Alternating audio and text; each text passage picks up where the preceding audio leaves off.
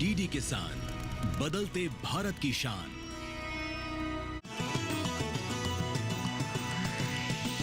DD किसान, बदलते भारत की शान। भारत में इन दिनों मछली पालन का व्यवसाय काफ़ी फल फूल रहा है। एक सर्वे के मुताबिक 14 करोड़ से अधिक लोग मछली पालन और इससे जुड़ी गतिविधियों में लगे हुए हैं। इसी के साथ अगर बात करें वैश्विक मछली उत्पादन की, तो लगभग 7% योगदान इसमें भारत का है। दुनिया भर में मछलियों की 20,000 से अधिक किस्में पाई जाती हैं, जिसमें कि 2200 किस्में सिर्फ भारत में ही मौजूद हैं।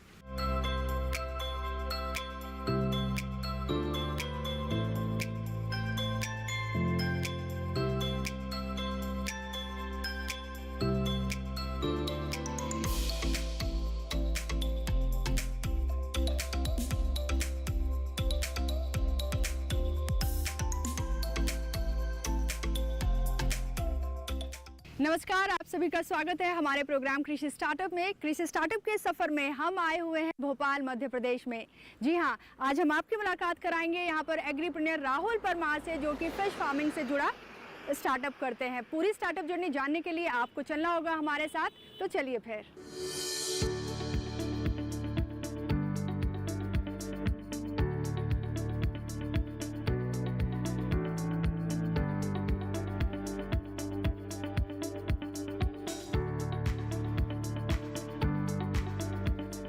फाइनली हम आ पहुंचे हैं हीरापुर में और हमारे साथ हैं यंग एग्रीप्रेन्योर राहुल परमार। राहुल परमार जी, सबसे पहले तो मैं चाहूंगी कि आप अपना जो परिचय है, इंट्रोडक्शन है, हमारे व्यूअर्स को दे दीजिए और आप क्या कुछ कर रहे हैं वो भी हमारे दर्शकों को बता दीजिए। नमस्कार, मैं राहुल परमार, ग्राम हीरापुर, जिला सीहोर, मध्य प्रदेश का निवासी हूँ और हमारे द्वारा वर्तमान में मत्स्य बीज उत्पादन का प्रोजेक्ट यानी हैचरी यूनिट रन की जा रही है। कब और कैसे ये जो जर्नी है वो स्टार्ट हुई, ये सफ़र की शुरुआत कहाँ से हुई? जी, हैचरी की शुरुआत आज से तकरीबन 2.5 से 3 साल पहले हमने की है। और उस समय जब कोविड का दौर चल रहा था तो जॉब वगैरह सबसे फुर्सत होके घर पे बैठे हुए थे। तो उस दौरान देखा कि यहाँ गांव में रह के अगर मान लो कोविड का टाइम लंबा खिंचता है तो हम क्या कर सकते हैं। तो उसी दौरान एग्रीकल्चर के कई आइडियाज़ पे वर्क किया और उसमें देख के लगा कि फ़िश फार्मिंग में डिमांड और सप्लाई में बहुत बड़ा गैप है, चाहे वो प्रोडक्शन हो या सीड सप्लाई हो। तो इस गैप को फुलफ़िल कर सकते हैं तो हमें बिज़नेस में सेल की प्रॉब्लम भी नहीं होगी। तो उसी दौरान ये बिज़नेस प्रोजेक्ट हमने चुना। तो आपने बताया सिर्फ 2.5 साल हुए हैं, इससे पहले क्या करते थे? जो क्वालिफिकेशन, अगर बैकग्राउंड की मैं बात करूं तो वो क्या रहा आपका? मैंने 12th मेरा बैकग्राउंड साइंस से था और मैंने बीएससी मिलिट्री साइंस डिफेंस किया हुआ है। और क्योंकि सेना से बड़ा लगाव है मुझे, तो पहले रुझान था कि सेना में जाएंगे और कॉम्पिटिटिव एग्ज़ाम की तैयारी करते हुए। और फिर जब थोड़ा सा कंपटीशन में थोड़ा टाइम लगने लगा तो फिर बिज़नेस की तरफ रुख किया। जी बिल्कुल, एक जो जवान है वो भले सरहद पे हमारी रक्षा करता हो, लेकिन बेहद ज़रूरी है कि जो देश में इंडस्ट्रीज़ हैं उनको स्थापित किया जाए, स्टार्टअप्स को स्थापित किया जाए, जिससे कि जो आम लोग हैं उनके लिए रोज़गार उत्पन्न हम लोग कर सकें। सरकार का मानना होता है कि प्रति 1 लाख सब्सिडी पे एक रोज़गार पैदा हो। इसीलिए किसी प्रोजेक्ट में 35% सब्सिडी है, किसी प्रोजेक्ट में 50%, किसी में 60%। तो इतना बड़ा बड़ा अनुदान जब सरकार देती है ग्रामीण क्षेत्रों में, तो उनका मूल मोटिव यही होता है कि उन दूर दराज के इलाकों में शहर से दूर इस तरह की यूनिट इस्टेब्लिश हो या कहीं की फैक्ट्रियाँ लगे, तो जिससे गाँव से जो पलायन होता है लोगों का शहर में, वो रुके और स्थानीय लेवल पर रोजगार उपलब्ध हो।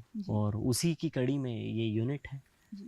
तो राहुल, जब आपने ये सोच लिया, आपकी जो रिसर्च थी वो पूरी हो गई कि मुझे ऐसा कुछ करना, और आपने पाया कि जो फ़िश फार्मिंग का व्यवसाय है इसमें मैं कुछ अच्छा बेहतर कर सकता हूँ, तो जो शुरुआती चैलेंज थे वो क्या कुछ आए? देखिए, सबसे पहले तो आपको जिस चीज़ में काम करना होता है तो आपको उसके बारे में प्रॉपर स्टडी करनी होती है। ये बिल्कुल भी नहीं है कि आपने किसी कही सुनी बात पे यूनिट शुरू कर दी, क्योंकि आपको सर्दी, गर्मी, बारिश, दूसरा क्षेत्र में किसी चीज़ की डिमांड कैसी है, या इस व्यवसाय में जो बड़े बुज़ुर्ग पहले से लगे हुए हैं जो हमारा अधिकारी तबका है, साइंस सेंटर वगैरह बने हुए हैं, केवी के बने हुए हैं, तो इनमें आपको पहले घूमना पड़ेगा और जिस सेगमेंट में आप काम करना चाह रहे हैं, क्योंकि पूरा जीवन आप देने वाले हैं किसी प्रोजेक्ट में, तो आपको सिलेक्शन के पहले स्टडी करनी पड़ेगी और जब आपका चुनाव पूरा हो जाए फिर आपको उसकी वर्किंग पे ध्यान देकर प्रोजेक्ट पे काम करना होगा। तो उसी दौरान हमने कई सारे बिजनेस मॉडलों को देखा, समझा, लोगों से मिले, ज़मीनी हकीकत जानी, तब जाके हमने प्रधानमंत्री मत्स्य संपदा योजना के अंतर्गत इस हैचरी यूनिट की स्थापना की। जी। तो जैसे ये मध्य प्रदेश है और पानी की थोड़ी सी किल्लत यहाँ रहती है, भूमि में जो पानी है, ऐसे में जो आपने फिश फार्मिंग चुना है, वो कितना आपको ये नहीं लगा कि यहाँ पे पानी की कमी है और ये मेरा बिजनेस सक्सेसफुल होगा या नहीं होगा, एक डर सताया होगा, और अगर सताया तो कैसे उसको ओवरकम किया आपने? देखिए, पानी की कमी तो अमूमन हर जगह होती है, पर पानी की कमी कितने दिन रहती है ये मायने रखता है। जैसे अगर अपन देखें तो अप्रैल से लेके मई जून इस बीच में पानी का शॉर्टेज होता है, तो यहाँ तो लगभग हर जगह ऐसी स्थिति रहती है, लेकिन 7 से 8 महीने पानी पर्याप्त रहता है मध्य प्रदेश में भी। तो प्रजनन काल का दौरान भी वही होता है, जैसे जून में 15 जून से क्लोजिंग सीजन लगता है और तभी ब्रीडिंग की शुरुआत होती है, तो बारिश आ जाती है, तो ऐसी कोई बड़ी समस्या नहीं है ये। हाँ, फार्मिंग को लेकर ज़रूर दिक्कत होती है कि बड़े बड़े जलाशय सूख जाते हैं, तो उनमें फार्मिंग में ज़रूर दिक्कत आ सकती है, लेकिन उसका भी एक समाधान है। जैसे बड़े जलाशय से छोटे जलाशय जुड़ के काम करें, तो जिन जलाशयों में पानी सूख जाता है वहाँ बीज पे काम किया जाए और जब बीज बड़ा हो जाए तो बड़े जलाशय को सप्लाई दे दी जाए, तो हम उस परेशानी को भी 2 पार्ट में बांट के दोनों लाभ ले सकते हैं। जी। तो आपने मतलब इस पे भी पहले गौर कर लिया था और उसके हिसाब से फिर आपने पूरी प्लानिंग की? जी हाँ, ये पूरी प्लानिंग की है। आज करीबन सीहोर ज़िले में हम लोग छोटे मोटे 40 से 50 तालाबों पे काम कर रहे हैं, जो जैसे बलराम तालाब है या आईटीसी के तालाब हैं या शासन की योजनाओं से जो छोटे छोटे पॉन्ड खुदते हैं या पंचायत के तालाब हैं, तो उनमें हम छोटा सीड डाल के बड़ा करके और बड़े जलाशय, बड़े डैम वालों को सप्लाई दे देते हैं, तो उससे उस छोटे किसान का भी फ़ायदा हो गया, या उसके पास वर्ष भर पानी भी नहीं रहता तो उसका भी फ़ायदा हो गया, और बड़े डैम वाले को लोकल का बीज भी मिल गया, क्योंकि बाहर दूरी से जब बीज आता है तो उसका कहीं ना कहीं सर्वाइवल रेशियो बहुत कम होता है। दूसरा, वो ग्रोथ नहीं करता, पानी में जाने के बाद बहुत बड़े पैमाने पे मोर्टेलिटी होती है, तो उससे बड़े बड़े ठेकेदार या जो कोऑपरेटिव सोसाइटी में के जलाशय होते हैं तो उनको भी नुकसान होता है। तो लोकल का बच्चा प्रेफर करना चाहिए अपन को। जी, इससे पहले मैं और आपसे सवाल जानूं, उससे पहले मैं चाहूँगी कि आप फिश हैचरी और फिश फार्मिंग का जो एक अंतर है, हाँ, वो थोड़ा सा हमारे दर्शकों को आप जी, मैं दर्शकों बताएं। को बिल्कुल बताना चाहूँगा। हैचरी यूनिट में केवल मत्स्य बीज का उत्पादन होता है। ये हैचरी का आशय ये है कि जैसे पोल्ट्री फार्म में मुर्गी वाली हैचरी हो गई, तो ये हैचरी मछली वाली है। तो इसमें बहुत साइंटिफिक मेथड होती है, जिससे हम सबसे पहले ब्रीडिंग पेयर तैयार करते हैं, मेल फीमेल मछलियाँ। तो जब मछलियाँ तैयार होती है उसकी खाना खुराक अच्छी करनी होती है ताकि वो अच्छे से अंडे दे, और उसके बाद फिर जब इनका ब्रीडिंग मेथड होता है, तो जब बच्चा अंडा बाहर आता है तो उसको करीबन 72 घंटे रनिंग वाटर में सर्कुलेट किया जाता है। तो 72 घंटे बाद जैसे ही अंडे से बच्चा जीरे बराबर आकार का, जो खाने में जीरा यूज़ होता है उसके आकार का बीज तैयार होता है। तो जिन किसानों को समझ है कि हम जीरे को स्पॉन बोलते हैं, तो स्पॉन ले जाएं तो वो सस्ता मिलता है। जैसे अमूमन उसका रेट होता है 1500 रुपये लाख या 2000 रुपये लाख, ऐसे करके बहुत सारा बीज आता है, तो उनको ले जाते हैं। अगर जिस किसान के पास में छोटी नर्सरियाँ नहीं है तो वो किसान फिर हमसे 1 इंच का बच्चा लेता है। तो जैसे आप आगे कैमरे में देखेंगे तो हैचरी यूनिट का दिखाएंगे, उसमें पानी की टंकी है, ब्रीडिंग पूल है और इंक्यूबेशन पॉन्ड है, स्पॉन कलेक्शन चैम्बर है और फिर नर्सरी पॉन्ड है। तो ये पूरा इसका एक सीक्वेंस होता है। ये रहा हैचरी का। अब आपने कहा फ़िश फार्मिंग की जाती है, जैसे जो 1 एकड़ से बड़े तालाब होते हैं तो उनमें फार्मिंग की जाती है। हैचरी से बच्चा ले जाकर फिर छोटे तालाब या बड़े तालाबों में डाला जा सकता है। तो सबसे छोटा तालाब 1 एकड़ का अच्छा होता है, जिसमें मछली की ग्रोथ अच्छी होती है। ये पंचायत के तालाब हो सकते हैं, जनपद पंचायत के हो सकते हैं, या जिला पंचायत या महासंघ जैसी बॉडी जो बड़े बड़े डैमों को डील करती है। तो इस तरीके से फार्मिंग की जा सकती है। जी, तो जो एक अंतर है हैचरी और फिश फार्मिंग के बीच में वो हमने जान लिया है। अभी जानेंगे कि यहाँ पे हैचिंग किस तरह से हो रही है, साथ ही जानेंगे जो ब्रीड्स हैं, कितनी ब्रीड्स हैं राहुल जी के पास और कितने पॉन्ड्स उन्होंने यहाँ पर तैयार कर लिए हैं, सारी बातें जानेंगे। लेकिन उससे पहले लेंगे एक छोटा सा ब्रेक, कहीं जाइएगा नहीं, बने रहिए हमारे साथ डीडी किसान पर। जल्दी करो यार, प्लीज जल्दी। दूसरा कोई मैच है क्या? ऐसा ही कुछ है यार, बैंक जाना है दादाजी को लेके। हाँ यार, उम्र होने पर कभी कभी मदद तो लगती है, पर बैंकिंग में नहीं। वैसे भी आरबीआई कहता है सीनियर सिटीजन सबसे पहले। अगर आप 70 साल से ऊपर हैं और आप बैंक नहीं जा सकते तो बैंक आएगा आपके पास जरूरी सेवाएं लेकर, वो भी वाजिब दरों पर। सीनियर सबसे पहले। आरबीआई कहता है जानकार बनिए, सतर्क रहिए।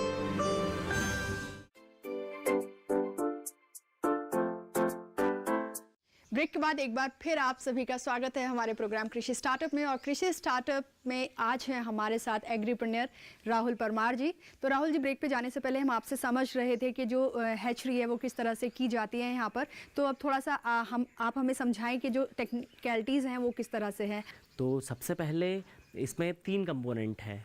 तो जैसे सबसे पहले पानी की टंकी होती है, तो वहाँ से पानी आता है ब्रीडिंग पूल में, वहाँ मेल फीमेल पेयर करके रखे जाते हैं। तो जैसे ही उनसे अंडा रिलीज़ होता है, फिर जहाँ अपन खड़े हैं इंक्यूबेशन पॉइंट, जहाँ ये तो इंक्यूबेशन में करीबन 72 घंटे अंडे की हैचिंग होती है। यानी 72 घंटे तक पानी को बिल्कुल एक ही प्रवाह में सर्कुलेट करना होता है। तो जैसे ही 48वें घंटे में अंडा फूटता है तो जीरे बराबर साइज़ में बच्चा का उत्पादन होता है, उसको स्पॉन कहते हैं। और फिर स्पॉन कलेक्शन चैम्बर से बच्चे को निकाला जाता है, जिससे अगर किसान को स्पॉन की ज़रूरत है तो वो स्पॉन ले सकता है। अदरवाइज़ फिर हम इस स्पॉन को नर्सरी पॉन्ड में रखते हैं, ग्रो आउट पॉन्ड जिसे बोलते हैं। तो वहाँ से सीड्स का साइज़ जैसे ही आधा इंच 1 इंच का होता है तो बिकना शुरू हो जाता है। ये हैचरी का एक सेगमेंट में बांटे, तो ये कंपोनेंट है उसमें जी। और उस तरह भी कुछ चैम्बर्स आपने बनाए हैं, तो वहाँ क्या कुछ हो रहा है? चैम्बर्स में बेसिकली जब कच्चे तालाबों से बच्चा उठाया जाता है तो उसको जब ट्रेवल के लिए रखा जाता है, तो सबसे पहले बच्चे की कंडीशनिंग की जाती है, यानी उसका पेट खाली किया जाता है और थोड़ा सा उसमें फव्वारे में रखा जाता है ताकि बच्चा थोड़ा सा टाइट हो जाए और फिर उसको पैक करके बाहर भेजे। तो ये कंडीशनिंग चैम्बर बोलते हैं इन्हें, इसलिए ये बनाए जाते हैं। तो बिल्कुल एक बार चल के हम देख लेते हैं कि किस तरह के चैम्बर्स हैं ये और मछलियाँ किस तरह जी से चैम्बर को बिल्कुल वहाँ पर पास से आप चल के देख रख रहे सकते हैं। हैं। जी आइए। ठीक है। तो आपने जैसे बताया कंडीशनिंग चैम्बर है ये, तो थोड़ा सा आप इसके बारे में बताइए। और यहाँ पे काफ़ी कलरफुल फिशेस जो हैं वो देख पा रहे हैं हम लोग। जी, ये बेसिकली कंडीशनिंग चैम्बर है। यहाँ पे हापा बना के और जो तालाब से बच्चा लेके आते हैं तो उसको हम कम से कम 2-2.5 घंटे रखते हैं शावर दे के, जिससे मछली का पेट थोड़ा हल्का हो जाए और उसको ट्रैवलिंग में आसानी हो। आपने ये रंगीन मछली का पूछा, तो मैं बताना चाहूँगा कि अभी हाल ही में हमने ऑर्नामेंटल फ़िश का एक प्रोजेक्ट लिया है, जिसमें ऑर्नामेंटल फ़िश ब्रीडिंग का काम अभी यहाँ पे होगा। तो जैसे देसी मछली के साथ साथ अब हम इस पे भी काम करेंगे, क्योंकि आजकल देखा गया है शहर में बहुत ज़्यादा डिमांड है और जो फ़िश लवर हैं, जो फ़िश खाते भी नहीं है लेकिन घर में मछली पालना चाहते हैं, तो जी बिल्कुल, हाँ, एक्वेरियम रखे जाते हैं। तो ऑर्नामेंटल फ़िश की काफ़ी डिमांड है। तो हमने ट्रायल बेसिस पे कुछ काम किया था और चूँकि उसमें सफलता हमें मिली है, तो अब हम इसके प्रोडक्शन पे काम कर रहे हैं। तो उसी संदर्भ में ये मछलियाँ अभी आपको यहाँ देखने को मिली है और अभी काम भी चल रहा है यूनिट पर। जी। तो अगर मैं ब्रीड्स की बात करूँ तो ये कौन सी ब्रीड है और वैसे टोटल आपके पास कितनी ब्रीड्स है वो भी आपसे देखिए, जानना हम चाहेंगे। करीबन अभी हैचरी पे 9 से 10 टाइप की मछलियों की ब्रीडिंग कर रहे हैं। अब ये ऑर्नामेंटल फ़िश है तो इसमें मूली, गप्पी, कोई कार्प और शार्क, पंगेसियस, तो ऐसे करके 6-7 वैरायटी हमारे पास में है। और ये जो रंग बिरंगी वैरायटी होती है, बहुत सारी इनमें टेम्परेचर का भी इशू होता है, क्योंकि बहुत सारी यहाँ के एटमॉस्फेयर के अनुकूल नहीं होती, तो हम कितना ही कुछ करें उसकी ब्रीडिंग है संभव नहीं है। तो जो यहाँ वेदर के अनुकूल है उन्हीं मछलियों की ब्रीडिंग हम करते हैं यहाँ पे। जी। तो जैसे वैरायटी ऑफ फिशेस हैं यहाँ पर, अलग अलग ब्रीड्स है, तो आपने टेम्परेचर की बात कही, तो जो इनका रख रखाव होता है, खास करके जो इनका जो फूडिंग होती है वो किस तरह से मैनेज करनी पड़ती है, किस तरह से आप यहाँ मेंटेन करते हैं, कितने टाइम इनको खाना खिलाना पड़ता है? 2 बार इनको खाना खिलाना होता है। और उसके बाद खाने में क्या खाते हैं, ये जैसे रॉ मटेरियल होता है, जैसे गेहूं को जब आपने उसकी ग्रेडिंग की छाना तो किसान के पास वो बचता है, मक्के की ग्रेडिंग की या सोयाबीन की, तो इस तरीके को उनको चक्की में पीस कर भी घर पे भी अनाज बनाया जा सकता है। जैसे ये सामने दाना रखा हुआ है, अभी आप देखेंगे कि ये 1 mm का दाना है, इसको फ्लोटिंग फीड बोलते हैं। तो ये फैक्ट्रियों में बना हुआ दाना है जिसको कोई भी हितग्राही लाभ लेके बना सकता है। तो हम ये खरीद के लाते हैं और ये एक दाना मतलब पानी में तैरता है, तो उसको मछली आसानी से खाती है, तो इससे पानी भी गंदा नहीं होता और दाना भी वेस्ट नहीं होता। तो और मछलियों को दाना डालना तो बहुत अच्छा भी लगता है, तो थोड़ा सा हम भी आज खिला देते आए हैं यहाँ पे। तो जी, तो ब्रीड्स की बात हमने कर ली और इनकी किस तरह से फूडिंग का जो आपने हमें बताया वो भी आपने बता दिया और एक बेहद अच्छी जानकारी भी आपने दे दी। और आपने बताया था उस तरफ भी आपके कुछ तालाब हैं, तो उस तरफ जो मछलियाँ रखी गई हैं वो कौन सी हैं और कब तक उसको उन तालाबों में रखा जाता है? वो तालाब इन चैम्बर से किस तरह से अलग हैं वो भी आपसे समझना चाहिए। 3 तरीके के तालाब होते हैं। जैसे पहला हो गया नर्सरी पॉन्ड, जिसमें जो छोटा बच्चा होता है जीरे के आकार का, उस बच्चे को करीबन वहाँ पे 1 महीने के आसपास रखा जाता है, जब तक उसका साइज़ आधा इंच या 1 इंच के आसपास ना आ जाए। उसके बाद में उस बच्चे को वहाँ से शिफ्ट किया जाता है, क्योंकि उसकी क्वांटिटी इतनी ज़्यादा होती है कि अगर ज़्यादा क्वांटिटी में और छोटी जगह में बच्चा है तो वो ग्रोथ नहीं लेगा। तो छोटे बच्चे को हम एक ICU वार्ड टाइप में रखते हैं और जैसे ही उसको 15 से 20 दिन बाद में उसको शिफ्ट करा जाता है ग्रो आउट पॉन्ड में, तो वो थोड़ा सा आकार उसका बड़ा होता है, वो आधा से 1 एकड़ का होता है। नर्सरी पॉन्ड होता है करीबन 1 एकड़ से 25% हिस्से का। और उसके बाद जब फार्मिंग के लिए जाता है, जब मछली का साइज़ फिंगरलिंग यानी 3 इंच के आसपास का हो जाता है, तब उसको आप किसी भी जलाशय में डाल सकते हैं फार्मिंग के लिए। जी, मिनिमम जो एक एकड़ का पॉन्ड है उसमें कितना मछली उत्पादन किया जा सकता है? देखिए और मछली कितना करना चाहिए ये भी इम्पोर्टेंट है। अभी किसानों के कई फ़ोन आते हैं और चर्चाएं होती है कि हमने इतने बड़े तालाब में इतना बच्चा डाल दिया। तो क्या होता है, कई बार किसान सोचता है बच्चा सस्ता मिल रहा है तो मैं ज़्यादा डाल दूँ। तो कितना डालना चाहिए ये गवर्नमेंट ने एक मानक भी बनाया हुआ है कि इतने हेक्टेयर पे आपको इतने बीज डालना है। तो ये बीज के साइज़ पर निर्भर करता है कि हम किसी तालाब में कितना बच्चा डालें। अगर साइज़ बहुत छोटा है तो थोड़ी मात्रा अपन बढ़ा के डाल सकते हैं, और साइज़ अगर बड़ा है तो हमें अमूमन 1 एकड़ पे 4 से 5 हज़ार बीज डालना चाहिए। अगर उसका 3 से 4 इंच साइज़ है तो बहुत अच्छा साइज़ होता है, उसकी मोर्टेलिटी नहीं होती। और कितना उत्पादन होगा, ये उत्पादन निर्भर करता है कि हमने उसकी साल भर केयर कैसे की है, क्योंकि इसमें भी सांप, जलकागली, पक्षी, इनका बहुत नुकसान भी होता है। तो हमें इसमें थोड़ा सा चौकीदारी की आवश्यकता है। जी, और अगर हम बात करें कि मछली का जो एक पूरा लाइफ साइकिल होती है वो कितनी बड़ी होती है, और एक मछली पूरे साल भर में कितने मतलब जो सीड्स आप तैयार करते हैं, जो ब्रीड है, कितनी ब्रीडिंग आपको उससे मिलती है? लाइफ साइकिल तो बहुत लंबा चलता है इनका। अगर आप किसी मछली को सिर्फ खिलाएंगे और उसको पकड़ेंगे नहीं तो वो 1 किलो से लेके 5, 10, 20 किलो तक हो जाएगी। आप उसको 10 साल मत पकड़ें। तो लाइफ साइकिल तो उसका बहुत बड़ा होता है। पर चूंकि किसान को तुरंत पैसा भी कमाना होता है उससे और दोबारा नया बीज डालेगा, तो कम से कम उसका 7 से 8 महीने का जो टाइम ड्यूरेशन होना ही चाहिए। अदरवाइज़ 15 महीने 18 महीने तक एक मछली को पालना ज़्यादा अच्छा रहता है। जी बिल्कुल। और अभी हम ये भी जानेंगे कि पॉन्ड पे भी चलेंगे और देखेंगे, आपने बताया कि 1 महीने तक वहाँ छोटे जो जीरे जितने साइज़ के बच्चे होते हैं उनको रखा जाता है, और वो जो पॉन्ड है उस एक पॉन्ड का कितना खर्चा आता है अगर हम 1 एकड़ की बात करें। सारी बातें हम आपसे करेंगे, लेकिन उससे पहले यहाँ लेंगे एक छोटा सा ब्रेक। कहीं जाइएगा नहीं, बने रहिए हमारे साथ डीडी किसान पर।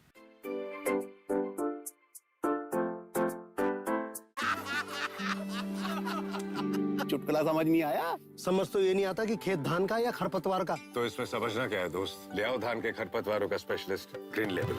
IIL के ट्रैक्टर ब्रांड का ग्रीन लेवल, धान के खरपतवारों का स्पेशलिस्ट। ब्रेक के बाद एक बार फिर आप सभी का स्वागत है, और आज है हमारे साथ भोपाल से एग्रीप्रेन्योर राहुल परमार जी। राहुल जी, बहुत सारी बातें हमने आपसे जान ली है फ़िश फार्मिंग को लेकर, फ़िश हैचरी को लेकर, और अब मैं देख रही हूँ कि हमारे पीछे एक पॉन्ड है आपने बनवाया है, कितने एकड़ में है? असल में ये नर्सरी पॉन्ड है। ये इनका आकार छोटा ही होता है क्योंकि इनमें सीड्स को बस 20 से 25 दिन या 1 महीने रखा जाता है, उसके बाद ये सेल हो जाते हैं बड़े तालाब के लिए। जी, और अगर मैं एक खर्चे की बात करती हूँ, जैसे आपने बताया सीड पॉन्ड है, तो इसमें कितना खर्चा आ जाता है एक पॉन्ड को बनवाने में? देखिए अमूमन 1 या सवा एकड़ तालाब को बनाने के लिए करीबन 4 से 5 लाख का खर्चा होता है। जब हम ऑफ द कैमरा बात कर रहे थे तो आप हमें बता रहे थे कि जो पॉन्ड्स की शेप है वो भी बहुत मैटर करती है फ़िश फार्मिंग के दौरान। तो किस तरह से, मैं चाहूँगी हमारे दर्शक भी उस बात को जाने और समझे कि जो पॉन्ड्स की शेप है वो कितनी महत्वपूर्ण है। तो टेक्निकलिटी पे अगर जाएं तो करीबन कम से कम 5 फीट गहरा तालाब होना चाहिए और आकार उसका 1 सवा एकड़ का होना ही चाहिए, तब जाके उसकी ग्रोथ अच्छी होगी। जी। और जब हम फ़िश फार्मिंग की बात करते हैं तो मिट्टी और पानी बेहद ज़रूरी हो जाता है, तो मिट्टी और पानी को लेकर क्या कुछ प्रिकॉशंस हमें लेने चाहिए? सॉइल का हर जगह अलग अलग मामला है।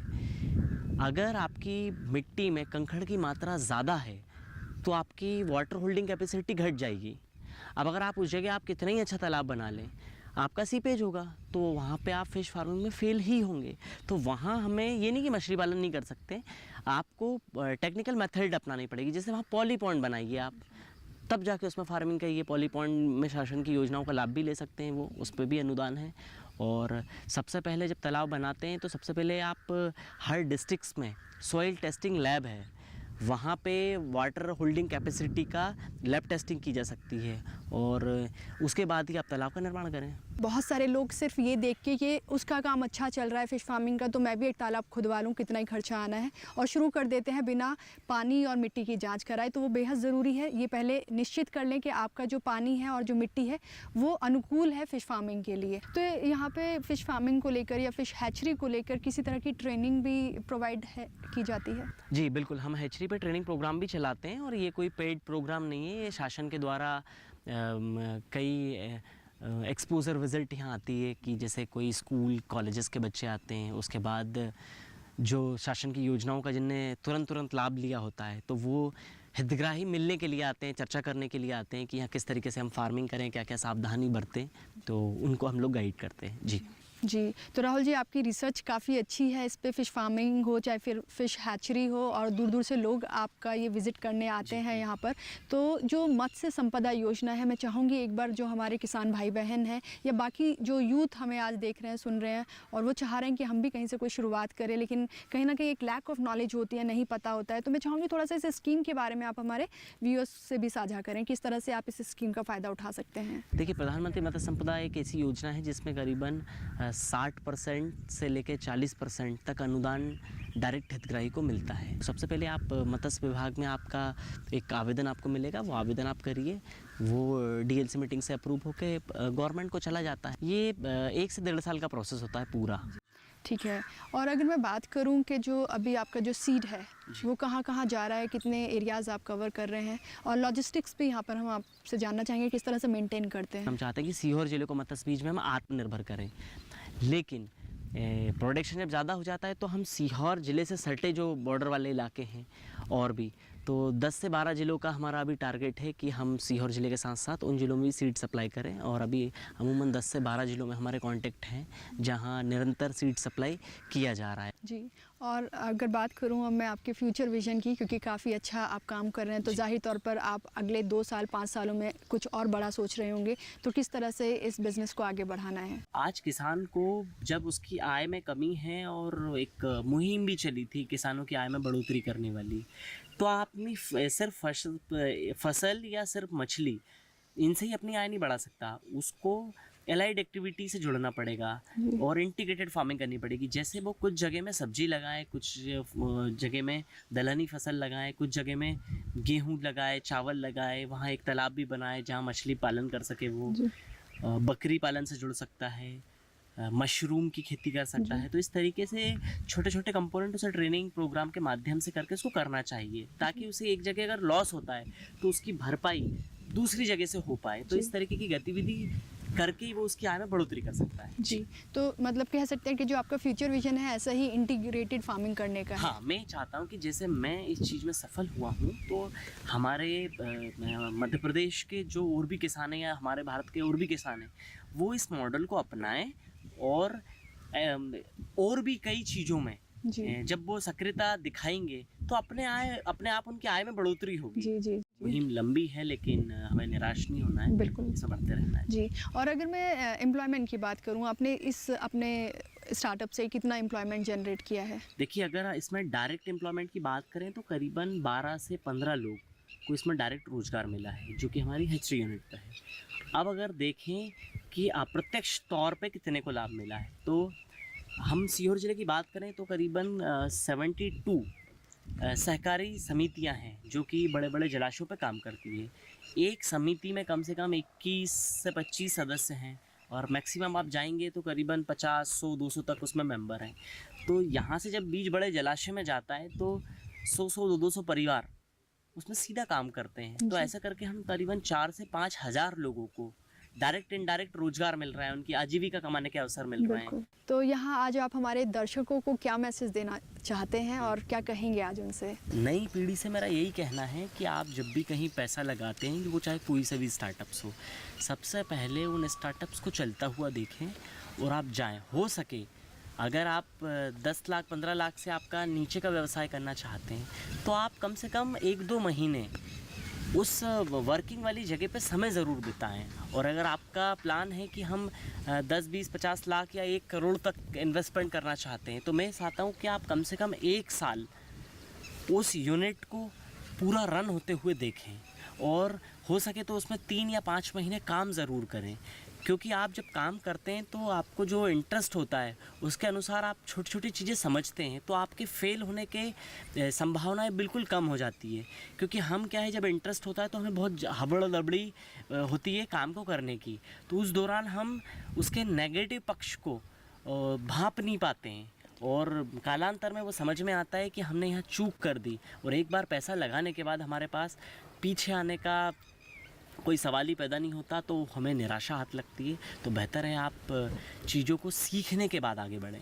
जी, आपसे बातचीत करके बेहद अच्छा लग रहा है आज राहुल जी हमें, और काफ़ी अच्छी जानकारी हमें मिली है फ़िश फार्मिंग को लेकर, और हमारी दुआएं आपके साथ हैं। आप ऐसे ही अपने जो आपका मध्य प्रदेश है, भोपाल है, उसकी तरक्की करें, अपने जो क्षेत्र है उसकी तरक्की करें। थैंक यू सो मच हमसे बात करने के लिए। बिल्कुल, आपका भी धन्यवाद जी। आज मैं जिस जगह पे बैठा हूँ ये हमारे ज़िले की प्रथम कार्प हैचरी है, जिसमें कि कार्प मछलियों का प्रजनन किया जाता है और जो हमारे ज़िले के किसान हैं, मत्स्य पालक हैं, उनको सप्लाई किया जाता है। राहुल परमार जो हैं बहुत अच्छा मत्स्य बीज उत्पादन का काम जो है बहुत अच्छे तरीके से कर रहे हैं, और जो हमारे मत्स्य पालक आते हैं ज़िले के और ज़िले के बाहर के, उनको भी मोटिवेट करते हैं और समय समय पर उनको मत्स्य पालन से संबंधी जानकारियाँ दे रहे हैं। कृषि स्टार्टअप में हम आपको आगे भी ऐसे ही प्रोग्रेसिव एग्रीप्रेन्योर से मिलवाते रहेंगे जो कृषि जगत में नित नए आयाम गढ़ देश को आत्मनिर्भर बनाने का काम कर रहे हैं। दोस्तों, अगर आपको लगता है आपकी स्टार्टअप जर्नी भी दिलचस्प है और ये लोगों तक पहुंचनी चाहिए, तो आप हमें मेल कर सकते हैं। हमारी मेल आईडी है digital.agrikisan@gmail.com। इसी के साथ प्रोग्राम में अब तक दिखाए गए हमारे किसी भी स्टार्टअप की अगर आप कॉन्टैक्ट डिटेल्स चाहते हैं, तब भी आप हमें इसी मेल आईडी पर मेल कर सकते हैं। मेल आईडी फिर से दोहरा देती हूँ आपके लिए, digital.agrikisan@gmail.com। अगले हफ्ते एक नई स्टार्टअप जर्नी को लेकर फिर हाजिर होंगे। तब तक के लिए दीजिए इजाजत। नमस्कार।